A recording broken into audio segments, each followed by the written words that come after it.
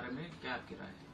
कि अभी राज्यसभा में तो मेजोरिटी थी इनके पास, वहां पर बिल पास किया है, अभी लोकसभा के अंदर आया है, बिल लाएंगे, चर्चा होगा, चर्चा तो करना पड़ेगा ना बिल के ऊपर, उसके बाद में टिप्पणी करेंगे चर्चा के बाद में।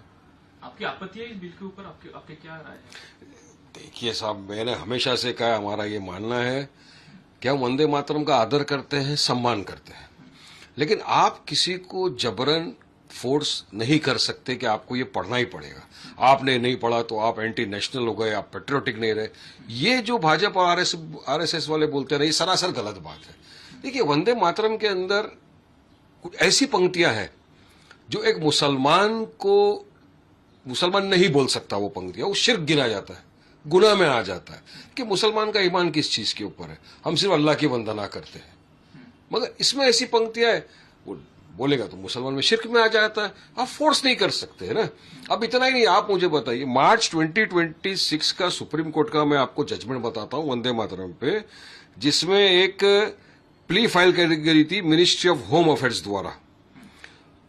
उसमें सुप्रीम कोर्ट ने साफ कहा है कि कंपल्शन और पेनल्टी नहीं दे सकते अगर कोई नहीं पढ़ा तो। उसमें सुप्रीम कोर्ट ने उसमें कंसिस्टेंटली बताया है कि article 51A of the constitution which deals with fundamental duties only refers to the national anthem and the national flag, not the national song.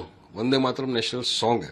Therefore, participation in singing Vande Mataram remains a matter of individual conscience rather than a legally enforceable obligation.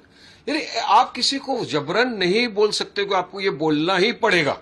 Supreme court ने बोला है, अभी का recent judgement, उसके बावजूद इस तरह का बोलना कि नहीं आपको ये बोलना ही पड़ेगा, मैं समझता हूं सरासर। मेरे को आर्टिकल 25 to 28 संविधान का राइट टू प्रैक्टिस रिलीजन की इजाजत देता है। मैं मेरे रिलीजन प्रैक्टिस करूंगा, आप आपका रिलीजन प्रैक्टिस करो, आप मेरे इसमें इंटरफेयर नहीं करते, मैं आपके इसमें नहीं कर सकता। ये तो सेक्युलरिज्म की धारा है।